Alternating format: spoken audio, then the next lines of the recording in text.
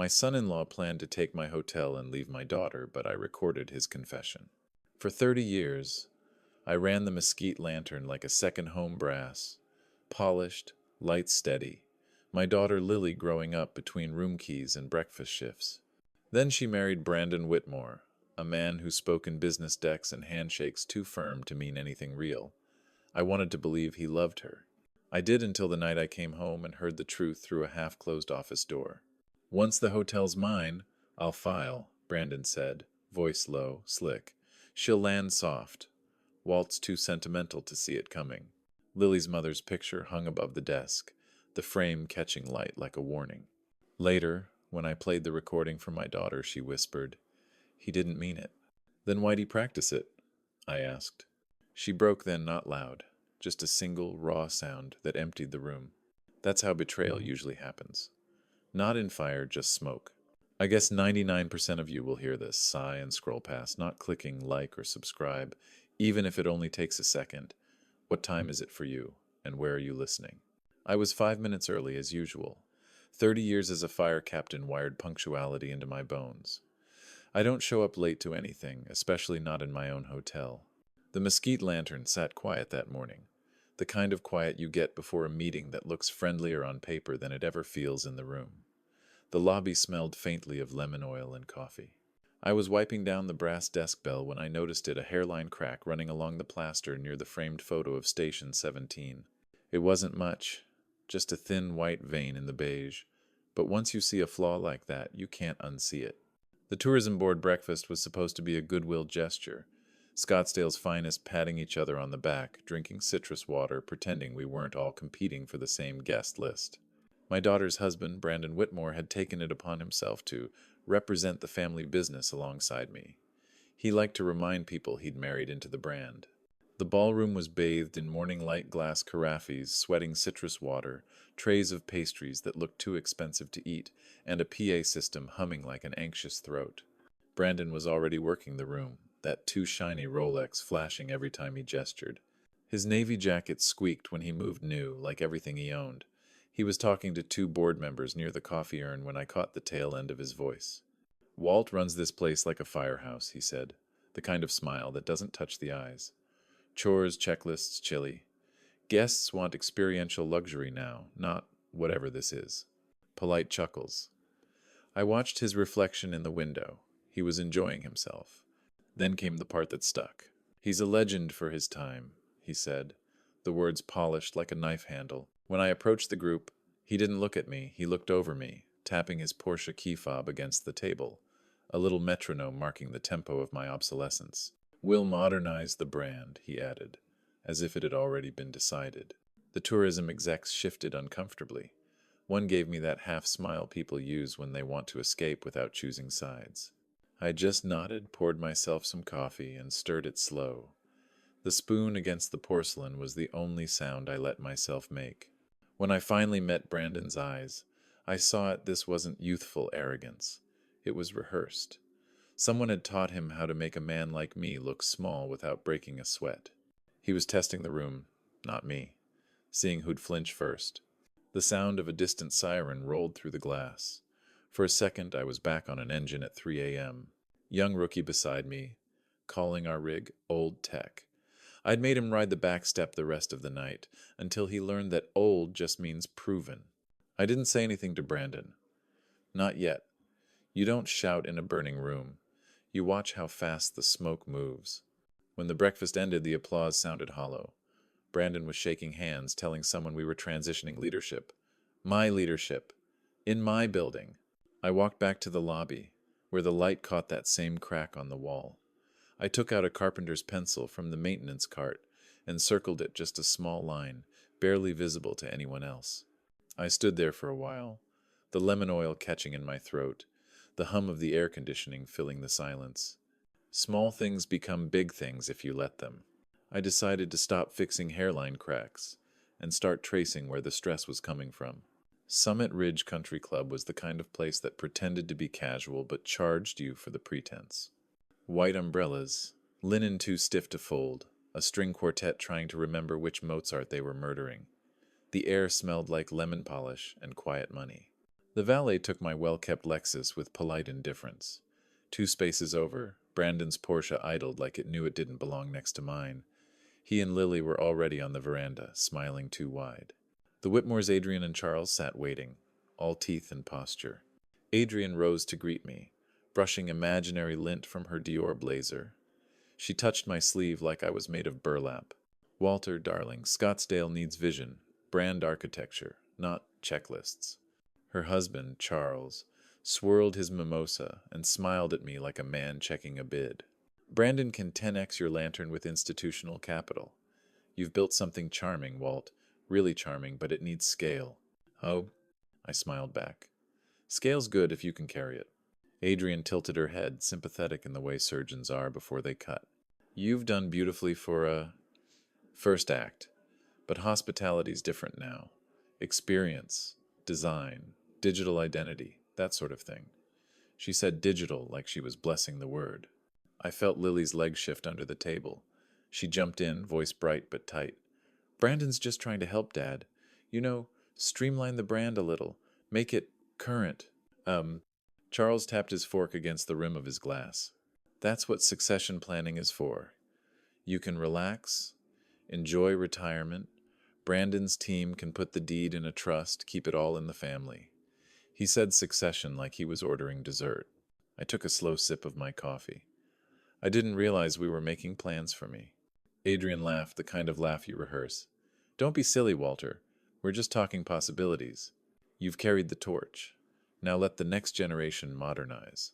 The word torch landed heavier than she meant. I caught myself running a thumb along the handle of my coffee spoon, grounding the urge to laugh. Blue-collar theater, Charles said suddenly, as if he'd been saving it. That's what firefighting was, right? Romantic but inefficient. You brought that energy here. It's sweet, really. I stared at the condensation sliding down my glass. In my head, a locker room flashed the metallic smell of bunker gear, the sound of a widow crying under bad fluorescent light. I'd told her husband had tried to come home. Blue-collar theater.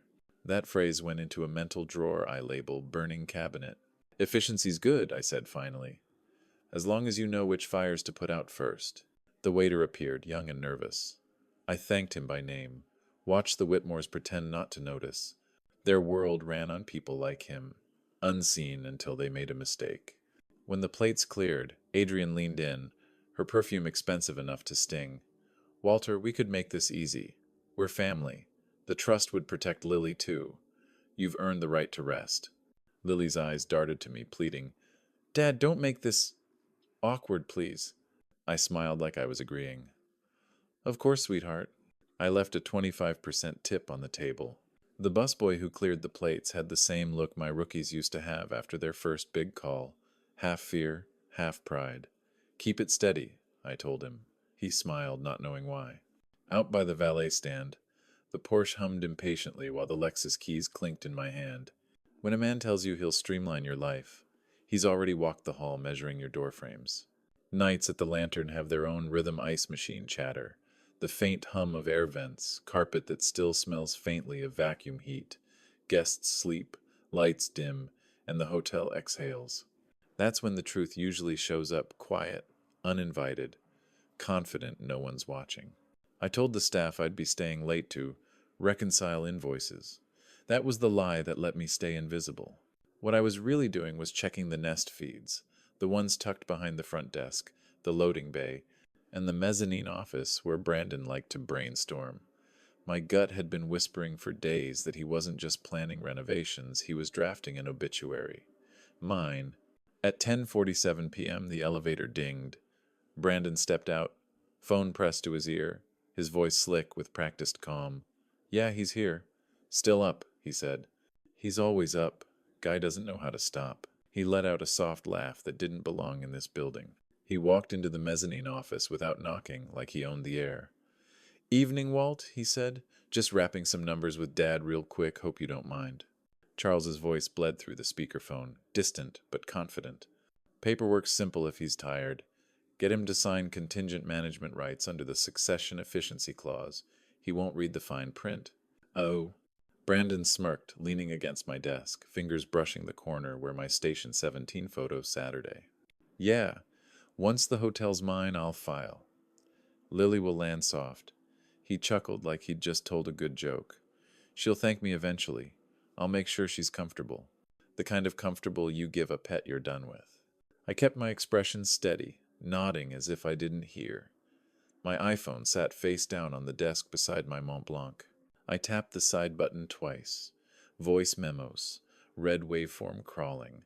Arizona's a one-party consent state. The line between silence and evidence is exactly one thumb press. Charles said. He still thinks hero stories matter. You just have to play the good son long enough to get his blessing. Brandon laughed, low and smooth. Cute, right? Guy still salutes the flag when he passes a fire station. That one hit harder than I expected. The air felt tight. Somewhere down the hall, the copier clicked as it cooled. Little mechanical heartbeat. I could feel my pulse match it. For a moment, I wasn't in my hotel. I was back in a smoke-filled bedroom at 3 a.m., flashlight beam cutting through yellow haze, a mattress fire, a rookie crying beside me, mumbling. He said it was just a prank. People always rename damage when it's convenient. They call betrayal strategy greed growth. I've spent my life calling things what they are. Brandon shifted, mistaking my silence for approval. I'll print the draft tomorrow, he said. We'll go over the signatures, make it look organic. He'll love it. I smiled a little. You think so? He grinned. You're old school, Walt. You believe in loyalty. That's your weakness. He pocketed his keys, turned toward the door. Night, boss. The latch clicked shut behind him. I sat there a long time, palms flat on the desk. The hum of the vending machine down the hall, the ice machine clattering like distant applause.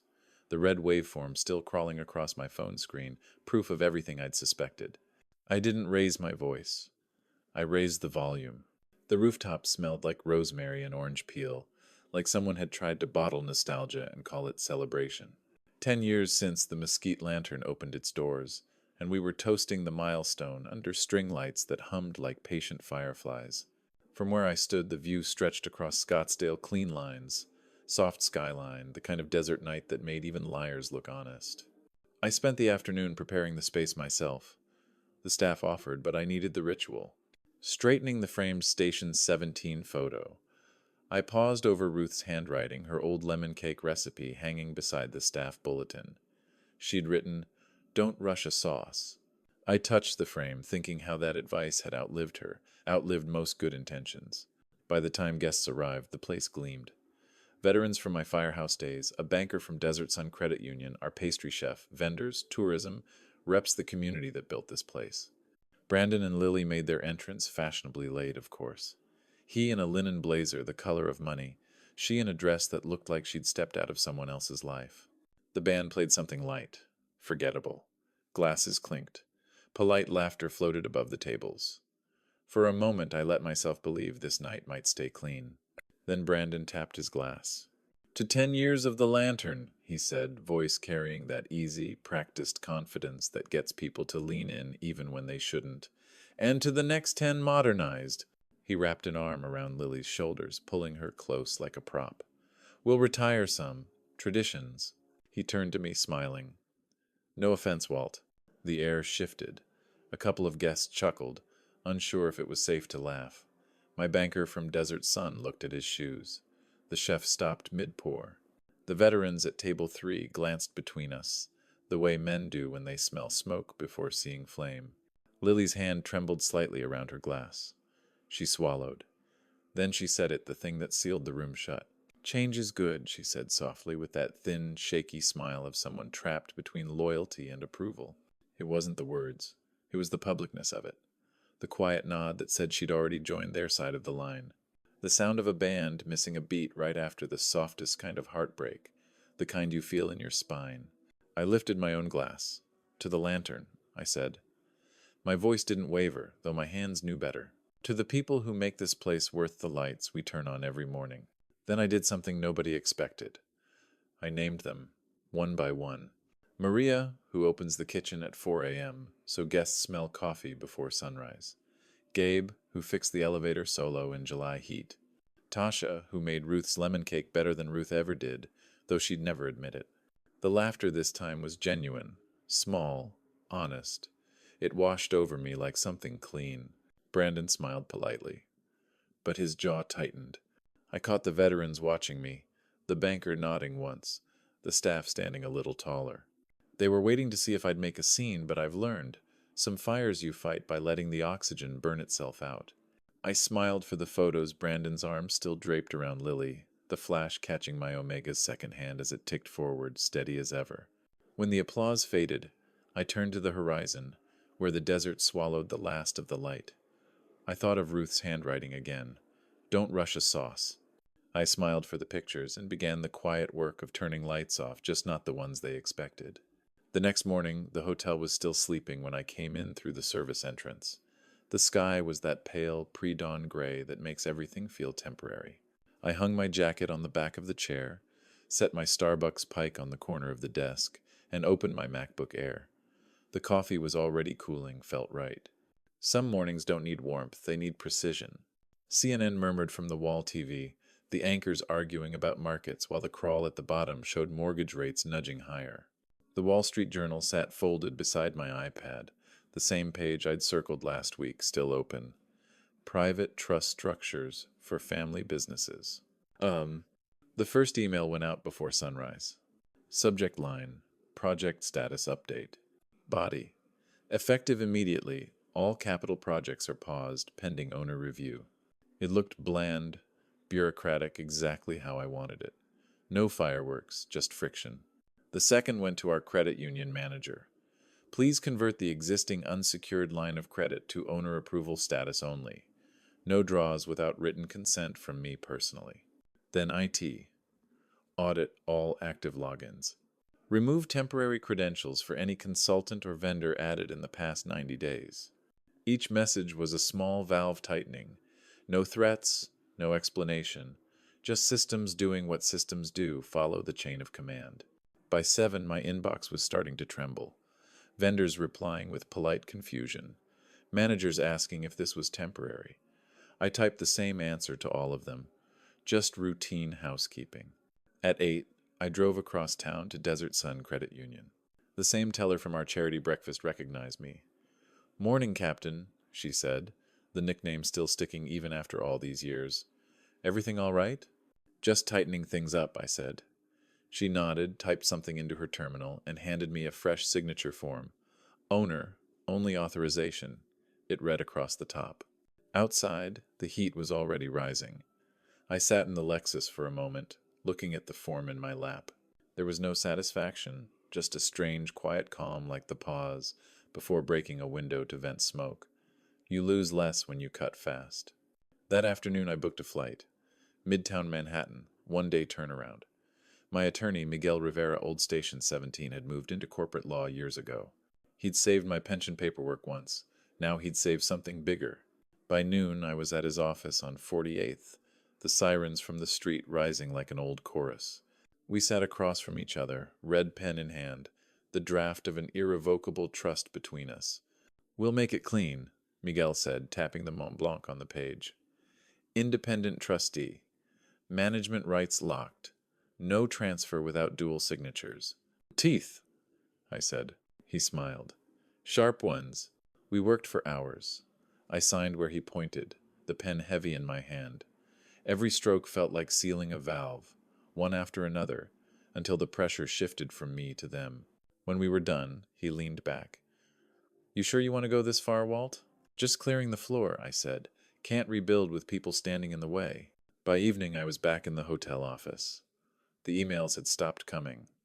The building hummed like a machine catching its rhythm again. My pike was stone cold now, a faint ring staining the paperwork beside it. I left it there. Reminders are useful. You don't yank support beams in a crowded room. You clear the floor, then you start. The reservation was under Whitmore, not Hale. I noticed that before the hostess even finished whispering it. Her smile flickered toward Adrian, not me, as she led us through the cedar-paneled restaurant in Old Town where every chair looked imported and every glass knew its place. Adrian's Dior handbag got its own seat, as if it too had opinions about succession. Charles was already tapping at an iPad when I sat down. 10 slides, each one gleaming like a lure. "Walter," he said, in that patient banker tone that makes everything sound like an opportunity. We've been brainstorming a way to maximize the lantern's legacy. Brandon's worked so hard on this. Brandon straightened, proud of a PowerPoint like it was a promotion. Phase 1, Charles continued, flicking the screen. Rebrand, elevate the lantern to a boutique experience.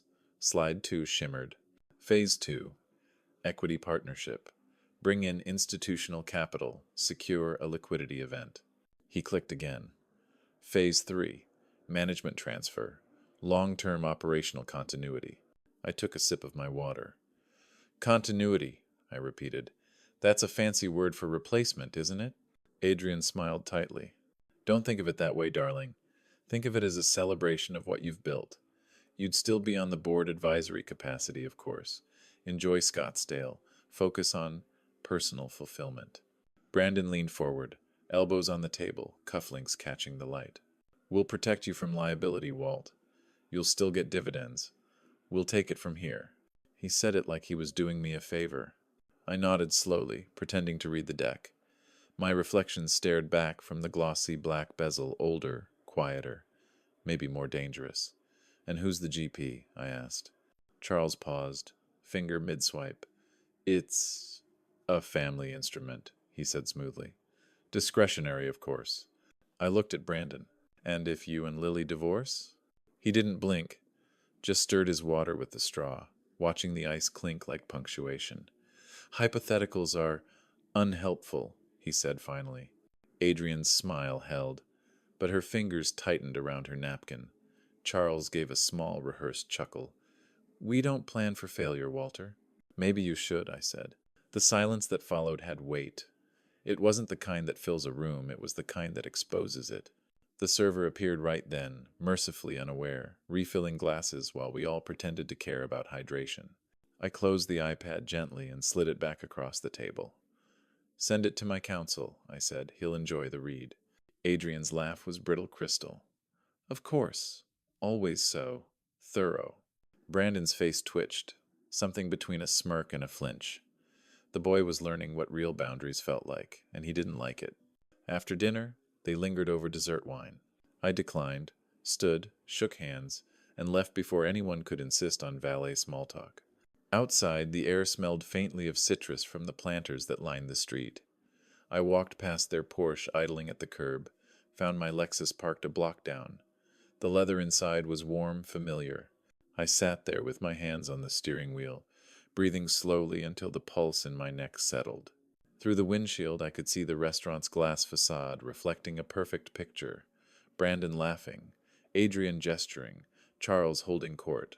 All surface, all shine. I almost pitied them. Almost.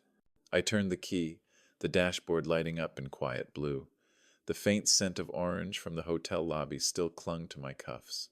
It reminded me of Ruth's laugh back when we were painting the sign for our first motel, cheap brush in hand, both of us covered in flecks of beige paint and hope. We built by brushing edges first. They'd never understand that. When predators smile, they're testing if your skin is paper or hide. I texted him at 10:43 p.m. Let's look at Q3 numbers. A simple invitation, nothing suspicious. Brandon liked to believe he was the one being groomed, the heir apparent learning the ropes from the old man. He replied instantly, On my way. By the time he arrived, the hotel was in its quietest hour. The front desk lights dimmed to amber. The hallway smelled faintly of polish and bourbon. My office door was open, the spreadsheets already glowing on my MacBook screen. Couldn't sleep? He said, stepping in without waiting. His shirt collar was open, cufflinks gleaming. He poured himself 2 fingers from the decanter on my shelf, without asking station privilege he hadn't earned. Thought we'd take a look at the projections, I said. Big numbers coming up. He grinned. Yeah, once phase 3 goes through, we'll be swimming. He leaned back in my chair, shoes on my rug. The board seat will keep you busy, Walt. Honorary, of course. I let the silence stretch. The hum of the Nest camera above the door blended with the tick of my Omega. He didn't notice either. He swirled the bourbon like he'd seen it done in movies.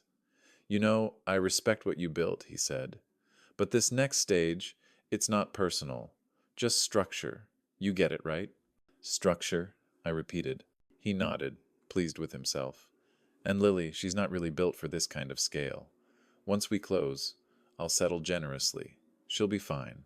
I'll make sure she's taken care of. He said settle like it was a kindness. Fine, I said quietly. Meaning divorced? He chuckled. You're direct. Yeah, once the hotel's mine, I'm done with her. She's a good starter partner. But I need someone who can actually move in these circles. He smiled, teeth too white under the office light. This is how the game works. He raised his glass toward the ceiling, toward the Nest camera. The red LED blinked once. He thought it was just power. I didn't flinch, just nodded, took a slow breath. You've got it all figured out. Experience helps, he said. You'd be surprised how far a clean presentation gets you. You build legacy, we build velocity. Velocity, I echoed, the word sour in my mouth. He smiled again. Don't take it hard. You'll thank me once the valuation doubles. I clicked my pen cap back into place. The Mont Blanc lay beside the ledger, uncapped but idle, its purpose already fulfilled. When he finally stood to leave, he patted the desk like a coach. Good talk, Walt. Good talk, I agreed. He walked out humming something off-key, self-satisfied. The door shut with a soft final click. I stared at the glowing red dot above the doorway. The file had already synced to the off-site cloud account Miguel, my attorney, set up years ago. 2 backups, time-stamped, metadata clean. Static filled my ears for a moment like the old radio chatter from fire calls gone sideways. A mantra rose through it. Document, don't debate. You don't argue with flames. You record their path. I sat there another 5 minutes, listening to the quiet settle. The bourbon bottle cap made a tiny click as I closed it, the sound sharp in the still room. Some men sign with ink. He signed with air and a smile, and I filed it the same way. The ballroom glowed in desert gold. My staff had outdone themselves succulent centerpieces, soft lighting, tables lined with silent auction items that sparkled under the chandeliers. A Tiffany bracelet caught the light just right, the kind of shimmer that makes people open their wallets and their vanity at the same time. It was a proud night. The Scottsdale Hospitality Association fundraiser had always been my kind of event, community over ego, service over show. I adjusted a crooked auction placard near the back. Just a small thing, the kind of imperfection you fix without thinking. The air smelled faintly of citrus and polished silver. The buzz of polite conversation and clinking glasses filled the room, smooth and predictable, like a song I'd heard 100 times. Brandon moved through the crowd like he owned it. Navy suit, bright pocket square, easy grin. He knew how to charm, especially people who wanted to be charmed. Lily followed half a step behind, the way she used to follow me when she was little, except now her smile was rehearsed, practiced, something taught. When the band paused, Brandon tapped the microphone. The crowd turned eager. Tonight's about the future of Scottsdale hospitality, he said, voice dripping with that effortless confidence you only get from never having failed in public. And Lily and I are excited to co-sign a new chapter at the Lantern. A few heads turned toward me. Some smiles froze. Brandon turned to Lily, still smiling. Right, babe? For a moment, I hoped she'd stay silent. That she'd step back, shake her head, make a joke. Anything. But the microphone caught her swallow. The hesitation stretched. And then, right, she said softly. Dad's ready to relax. The words hit the room like a soft explosion. Some people clapped. Others didn't look at me at all. My banker from Bank of America shifted uncomfortably in his seat. Across the room, one of my old crew from Station 17 raised an eyebrow like he was asking for orders. I just stood there, one hand resting on the back of a chair, watching my daughter perform a version of me that wasn't real. Brandon's arm slid around her shoulders like punctuation. The mic was passed my way out of politeness, I think. I took it, looked at the crowd, and then I smiled. Change is good, I said. So is knowing what's worth keeping. I clapped once, firmly, set the microphone down, and stepped away from the podium before anyone could stop me. The applause that followed felt thin, forced. I could hear murmurs at the tables, some sympathetic, some curious. The chef brushed past me on his way to the kitchen, squeezed my shoulder once. Veterans from the local firehouse shifted in their seats but said nothing. We were all trained to recognize when a man takes a hit and stays standing. I drifted toward the back of the room, where the coffee urns waited. The brew had been sitting too long burnt, bitter. I poured a cup anyway. It tasted like something I already knew. Overdone, unsalvageable. I thought of Ruth's handwriting framed in my office. Don't rush a sauce. Then another thought followed, quieter but sharper. But you do turn off the burner. Lily was still on stage, smiling that tired smile, pretending not to notice the quiet fracture spreading through the room. Brandon looked triumphant, hand in his pocket, head tilted like a man posing for his own biography. I set the cup down, adjusted my tie, and walked through the service door. The air in the corridor was cooler, steadier. Rows of clean glasses lined the racks, glinting under fluorescent light. I stepped into the service corridor, past the racks of clean glasses, and started making calls that would change the temperature of every room Brandon ever walked into. The service corridor behind the ballroom was cooler, stainless steel breathing out the night's exhaustion. The clink of pans cooling echoed like punctuation. I loosened my tie, took out my iPhone, and uncapped the Mont Blanc resting beside a clipboard. There's a rhythm to control, steady, unhurried. You don't blow out a fire by panicking. You smother it quietly. The first call went to Gabe, my union contractor. Hold the lobby lighting upgrade, I said. No new POs without my signature. He didn't ask why. Copy that, Cap. The second call, tourism board scheduler. We'll honor everything booked, I told her, but no new co-sponsored activations with Whitmore Consulting. A pause, then a soft, understood. The third, our chef's purveyor. Local vendors first, I said. Term contracts only. Nothing evergreen. You'll get the memo in writing. By the fourth, I stopped counting. Each call was another valve closing, another lever turned. Security came next. I texted our system integrator. Audit every door code. Remove temp access profiles labeled Whitmore Team. 10 minutes, 10 levers. No noise. Through the open doorway, I could still hear the faint echo of the fundraiser, the laughter, the glasses, the carefully tuned jazz trio. Brandon was probably shaking hands, promising synergies, unaware that the ground beneath his polished shoes had just started to shift. I stepped into the back office, fluorescent lights humming overhead. The Nest console glowed with red dots, cameras covering every corridor, every entry, every conference room. I'd installed them after a vandalism scare 2 years ago. Now, they served a different purpose. Documentation. My hand hovered over the mouse for a moment, feeling that old familiar steadiness return, the one that used to come before a big fire call. A memory slid in sideways. The smell of wet hose, the steam rising off asphalt at 3 a.m., a rookie's hand shaking as he tried to couple lines under pressure. I'd placed my hand over his. One motion, you're fine. I studied my own hand now. One motion, you're fine. Outside, the parking lot was half empty. The Lexus sat under a sodium light, paint catching a faint gold from the building. I sat inside, leather cold against my back, and scrolled through contacts. The last voicemail went to Maria, the manager at Desert Sun Credit Union. Owner, approval threshold, I said. Effective tonight, no exceptions. My voice sounded calm, procedural, like calling in an all-clear. At home, the apartment was quiet except for CNN murmuring from the next room, the steady cadence of people arguing about things that didn't matter. I set the phone down, pulled a yellow legal pad from the drawer, and began to write. Legal, banking, HRA, vendors, PR, 5 categories, 5 fronts, 1 ecosystem. Ruth used to tease me for making lists like this. She said I was the only man she knew who could turn grief into paperwork. Maybe she was right. I capped the Mont Blanc, drew a line under the list, and looked at the clock. 1:14 a.m. Somewhere across town, Brandon would be finishing his night, probably sending a selfie from the after-party, smiling, confident, blissfully unaware that the locks were already changing, that the wires feeding his version of the lantern were cooling by the second. There was no need for confrontation, just a shift in pressure. By the time the room temperature changed, Brandon wouldn't remember when the thermostat last worked in his favor. Midtown smelled like money that had somewhere to be. Even at 9 a.m., the sidewalks hummed with the kind of purpose only leases and deadlines create. The elevator ride to the 22nd floor was silent except for the hum of cables.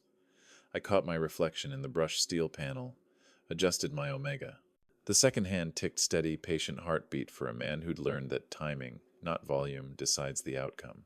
Miguel Rivera was waiting with a folder thick enough to stop a small bullet. "Morning, Cap," he said. He still called me that, even though it had been 20 years since Station 17.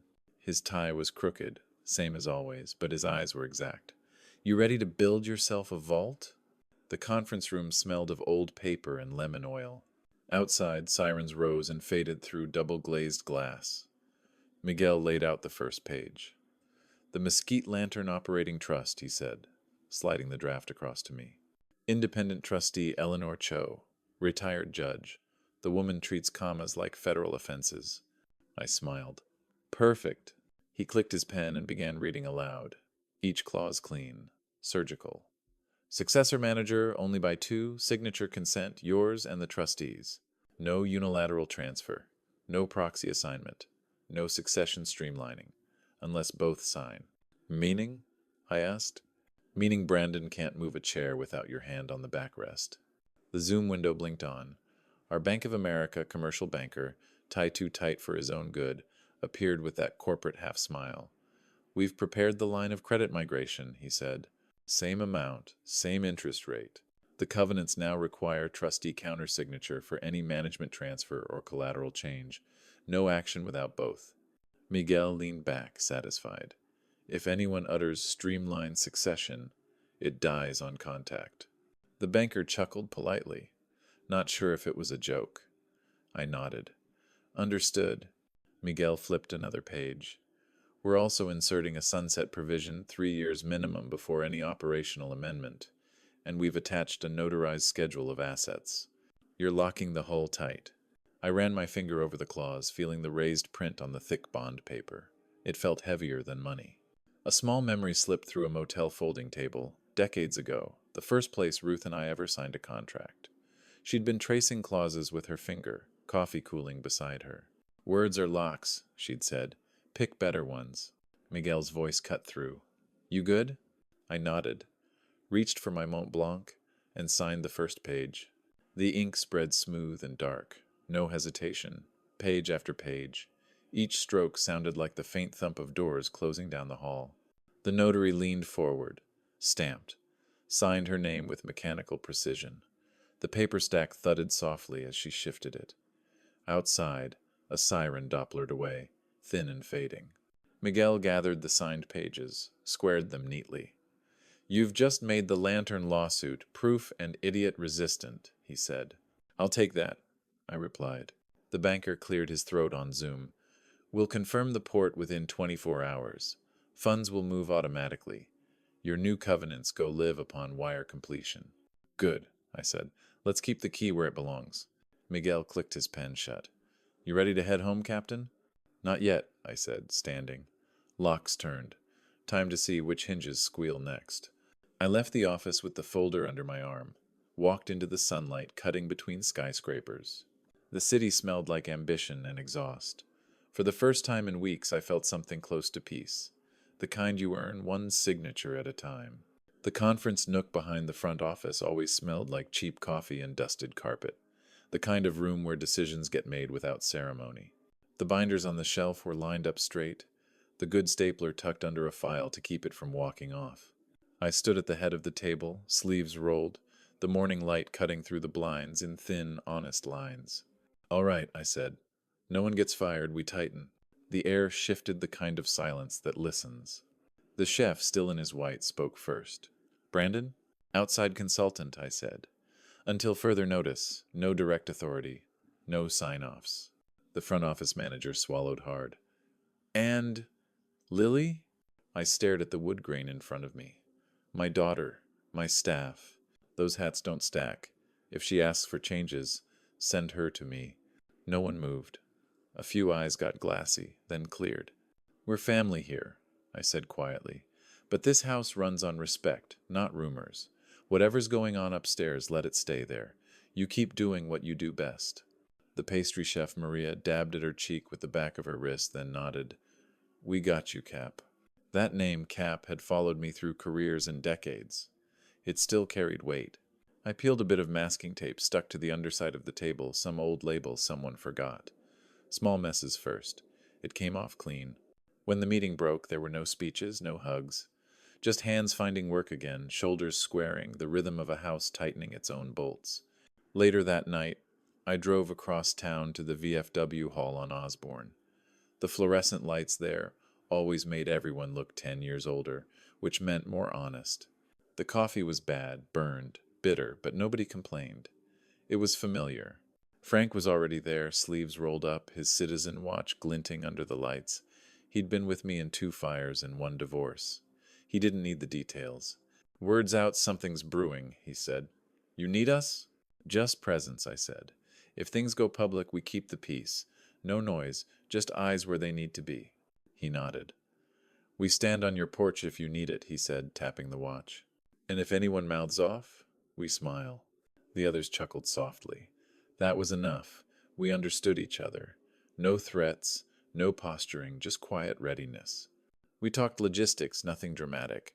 Who'd man the doors at next week's charity breakfast? Who'd handle parking if we needed overflow? It sounded ordinary, but underneath it all, everyone knew the truth. We were preparing for something larger than events. We were preparing for a reckoning dressed in hospitality. Afterward, in the parking lot, the night air felt heavy with desert dust and neon hum. I leaned against the Lexus and called the Scottsdale Hospitality Association director. "I'll fulfill the gala pledge," I said, watching my breath fog faintly against the dark windshield. But without Whitmore's branding, all commitments, no logos. There was a pause, then her soft, careful reply. "Understood, Walt. For what it's worth, people are talking, and they're on your side." I smiled faintly. "Then let's keep them talking quietly." When I hung up, the silence felt different, fuller. The kind that comes after a structure passes inspection. The house was girded. The porch was watched. With the house girded and the porch watched, there was 1 room left to walk into alone. The kitchen was too bright that morning. Arizona sun poured through the blinds, bleaching everything to the color of truth. The tile still held a faint chill, even as the air warmed. If you believed in that kind of thing, Ruth's perfume, something soft and floral, still lived in the curtains. I set a glass of water on the table. No coffee. Too much adrenaline already. Lily sat across from me, eyes rimmed red, hair unbrushed. She hadn't been sleeping. I could see it in the way her hands twisted around the hem of her sleeve. She tried to smile, but it was the kind of smile that knew it had an expiration date. "I need you to listen," I said. I placed my iPhone on the table, screen black, voice memo open. 1 tap. Brandon's voice filled the room. "Once the hotel's mine, I'll file. She'll land soft." Lily flinched like the sound itself had teeth. This is cut," she said quickly. "You spliced this. He'd never—" I said nothing. Just let the silence sit. The air conditioner hummed in the next room, the Omega on my wrist ticking too loud for comfort. Her eyes darted to mine. "Dad, he was stressed. You don't understand how much pressure." I slid my thumb and played the next file. Brandon again, smoother this time, confident. "The board seat will keep him busy, Walt. Once we close, I'll settle generously. She'll be fine." The sound of the bourbon bottle cap clicking shut echoed faintly. I watched the color drain from her face, then return in patches. She gripped her coffee mug, though it was empty. Her nail caught on the handle, snapped clean off. She didn't notice. Why would I? She stopped. The sentence broke under its own weight. For a long moment, she just sat there, breathing shallowly, like someone who'd been running too long without realizing it. Then her shoulders dropped, and the fight went out of her. A very small sound escaped her throat, half gasp, half release. Something unclenching. When she finally spoke, her voice was small. "What do I do?" I leaned back, exhaled slowly. "You decide who you are," I said. "Then we move paper." She nodded barely. A single movement, deliberate and fragile, like a vow whispered in a small church. The sunlight shifted on the table, catching the edge of the phone screen. We both stared at it, as if the device itself could still bite. In my head, another sound surfaced: Lily's laughter at 8 years old, the first time she rode her bike without training wheels. I'd jog beside her, one hand on the seat. Then I'd let go. She hadn't noticed until she reached the corner and looked back, terrified and thrilled. "You didn't tell me you let go," she'd yelled. "I did," I'd said. "You just didn't hear me." Now, across the table, she looked the same way, scared, free, angry, and awake. "You don't have to hate him," I said quietly, "but you can't protect him anymore. That's not love, that's surrender." Her chin trembled. "I don't know if I can do this." "Then we'll start small," I said. "First thing, you don't call him today." She nodded again, the nod of someone who'd finally stopped pretending not to hear. "I'll handle the hotel," I said, standing. "But if you want out of this marriage, you're going to need a public door." The Phoenician ballroom glowed like money-made manifest chandeliers, soft as butter, steak knives whispering on porcelain. Waiters moved like choreography, tuxedos sliding between tables of donors, bankers, and the kind of people who say community when they mean circle of influence. I'd been here before different events. Same shine. The plaque waiting for me on stage read Community Service Award, the Mesquite Lantern, for outstanding contribution to Scottsdale hospitality. A nice, tidy phrase that fit neatly on a shelf. Before the doors opened, I'd run one last test of the presentation. Miguel, my attorney, stood beside the projector with arms crossed, eyes narrowing as the audio clip played. Crisp, clear, counsel's blessing, check. Eleanor Cho, our trustee, sat in the back row like a quiet anchor, nodding once before I went up. By the time the MC called my name, I could feel Brandon's eyes on me from across the room, bright, confident, unaware of the ground shifting beneath his chair. Lily sat 2 tables away, pale but steady. Her fingers twisted her napkin into tight folds. I stepped onto the stage, the plaque in one hand, the clicker in the other, smiled for the cameras, thanked the association, the board, the donors, the usual music of gratitude. "I'd like to say something brief," I began, adjusting the microphone, "about legacy." Slides shifted behind me, photos of the Lantern's first year, old menus. Ruth standing in front of our first motel, grinning in the Arizona Sunday. "Legacy," I said, "isn't ownership. It's stewardship. We borrow good things for a while, and if we're lucky, we leave them better than we found them." Polite applause. I waited for it to fade. "Now, if you'll indulge me a short case study in what stewardship is not." I clicked the next slide. 2 bullet points appeared in white on black. Legacy is service. Stewardship is law. "Some of us," I said, voice steady, "think succession is a heist with better shoes." A ripple of laughter, tight, uncertain, the kind of sound people make when they're not sure if they're in on the joke. I nodded toward the AV tech in the wings. "Play the clip, please." The ballroom fell quiet. Then Brandon's voice filled the air, amplified and unmistakable. "Once the hotel's mine, I'll file. She'll land soft." Gasps are ugly in ballrooms. You can hear the disbelief try to find somewhere to hide. I raised a hand before anyone could speak. "Arizona's a one-party consent state," I said evenly. "This recording was presented with council's approval." Adrian half stood, lips parting, then sat back down. Charles looked at the tablecloth as though it might offer escape. The Tiffany donor near the front clutched her program tight enough to crumple it. The Desert Sun banker took off his glasses and cleaned them with deliberate care, one of those gestures that says more than words ever could. I clicked the slide forward. The logo of the Mesquite Lantern filled the screen, steady and clean. The Lantern remains what it's always been, a place built on trust, and that trust will be protected. Then I stepped back. No gloating, no speech, just facts doing the cutting. The applause, when it came, was slow, uneven. Some stood, some didn't. The sound of silverware being set down filled the pauses between claps. As I walked off stage, I caught Miguel's eye in the corner. He nodded once. Job done. The ballroom had that charged silence, the kind that knows how to count. And behind it, if you listened closely, you could already hear the math of canceled favors. By dawn, the city had already made up its mind. Not with press conferences or angry phone calls, just the quiet, bureaucratic language of distance. My office smelled like lemon oil and early coffee. The automatic doors hissed open downstairs, letting in a faint breeze that carried the sound of brooms on marble.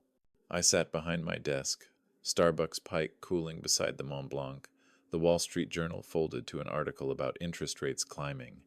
The world kept turning. It just turned differently now. My phone buzzed. First, an email from the Scottsdale Hospitality Association. Effective immediately, mister. Whitmore is removed from the Next Gen Hospitality panel. We thank you for your continued support. I read it twice, then archived it.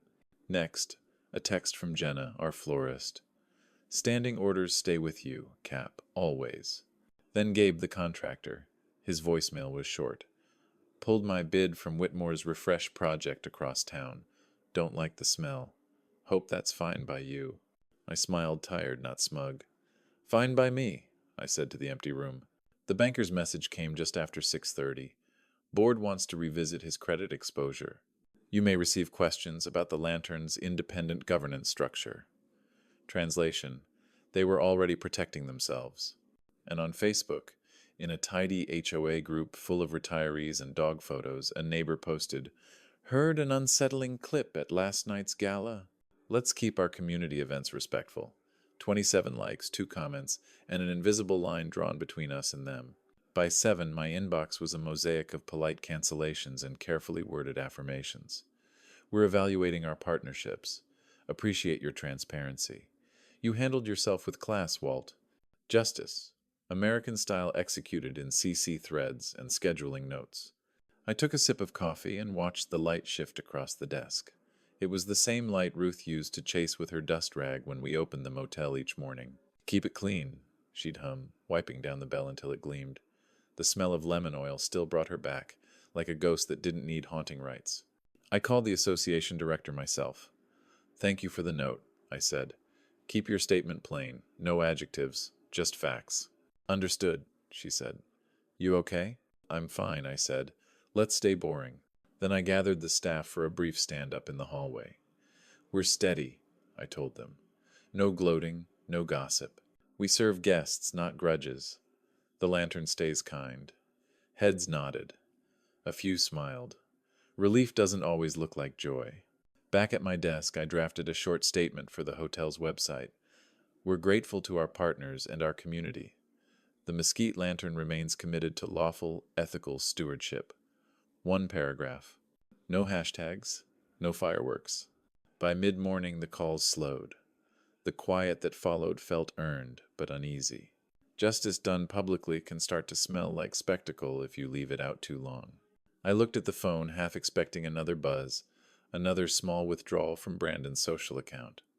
Instead, the silence deepened, like the tide pulling out from shore.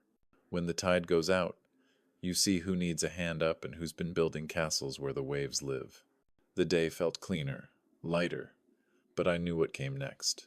When oxygen leaves a world, someone gasps. The hotel library was the quietest room in the building. Cool leather chairs, desert light angling across the spines of old travel books, the faint hum of the air vent like a held breath. I'd picked it for a reason. Nothing dramatic ever happened here. Until now. Brandon arrived first. Less polished than usual, collar askew, eyes rimmed with the kind of exhaustion that comes from realizing charm has an expiration date. He hovered near the chair opposite mine, half sitting, half standing, waiting for permission that never came. This got distorted, he said finally. His voice tried for control, but landed somewhere near pleading. People are making it sound worse than it was. On the table between us, my Mont Blanc pen stayed capped.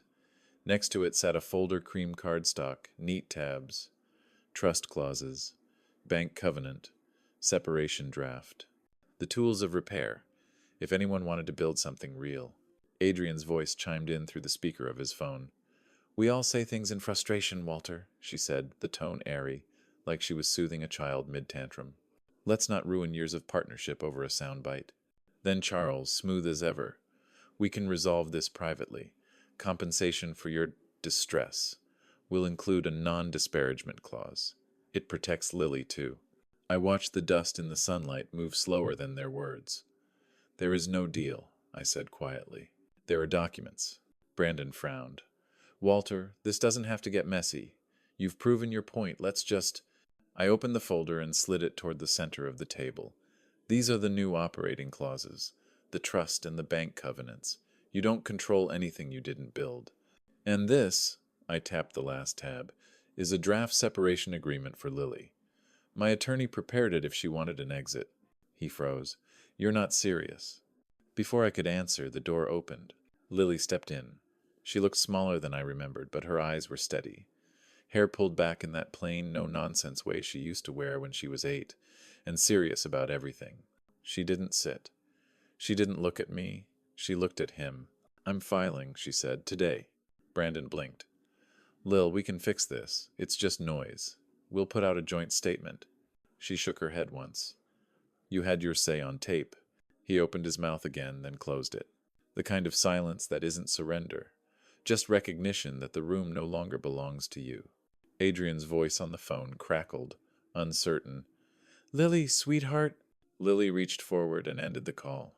Just a soft press of her thumb. No one moved for a moment. She picked up one of the forms from the folder, her form, not mine, and a simple black pen from the table. Not my Mont Blanc, her choice, her ink. I thought of her as a child, asleep on the lobby couch during our first Christmas rush, a coloring book slipping from her hand. I'd tucked it back under her fingers, so she'd wake holding something so she'd remember she hadn't lost it. Now, she didn't need me to hand her anything. She signed her name, set the pen down, and exhaled. Brandon leaned back, defeated. "You'll regret this." Lily's voice was quiet but certain. "No, Brandon, I'll remember it." "Oh." We walked to the elevator together afterward, not touching. For once, the distance between us didn't feel like loss. It felt like room to breathe. I guess 99% of you will hear this. Sigh and scroll past, not clicking like or subscribe, even if it only takes a second. What time is it for you? And where are you listening? The ballroom didn't look like redemption. It looked like community service. Folding flags on the stage, carnations in simple vases, and a worn brown boot at the podium collecting small bills for the VFW Scholarship Fund. No chandeliers this time, just soft house lights and a hum of conversation that sounded like home after too much noise. The chef's kid, nervous, red-eared, won one of the scholarships. The applause embarrassed him, which meant it was honest. Lily stood near the back, holding a stack of envelopes. Her hair was pinned up the way Ruth used to wear it when she was running late for breakfast service, a few strands escaping like punctuation marks. When they called her name to help present the final award, she hesitated just long enough for me to think she might bolt. Then she walked up, slow and sure, and faced the crowd. Her voice shook on the first word, then steadied. "I said things I didn't understand," she began. "I followed people who thought leadership was a spotlight instead of a flashlight. I forgot that this place was built by hands, not headlines." She looked at the 2 housekeepers sitting near the catering door. "Minerva G. Young, thank you for keeping the lights on even when I couldn't see what mattered." Silence followed. Then the kind of clapping that starts small and spreads, warm as rain hitting pavement after a dry spell.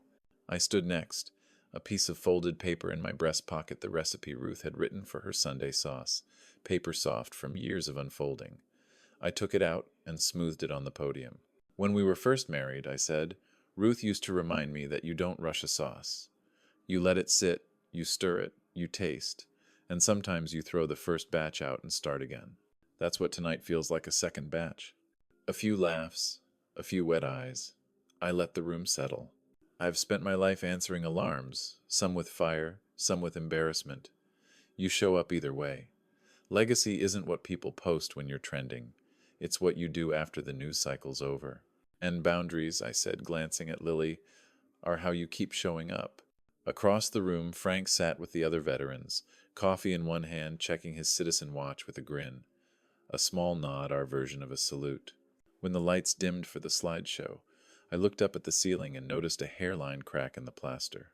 It had been patched neatly after a flood years ago, but if you knew where to look, you could still see it.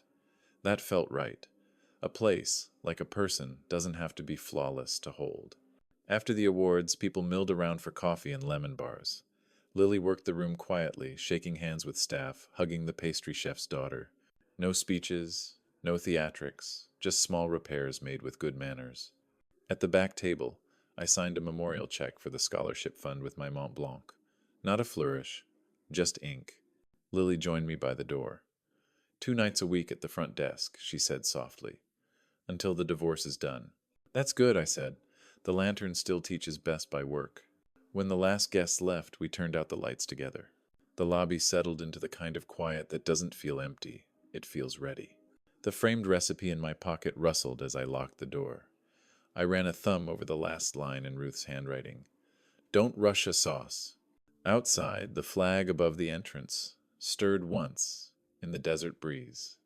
The night felt clean, held by boundaries that could finally stand. When we walked away, the lantern wasn't a symbol anymore.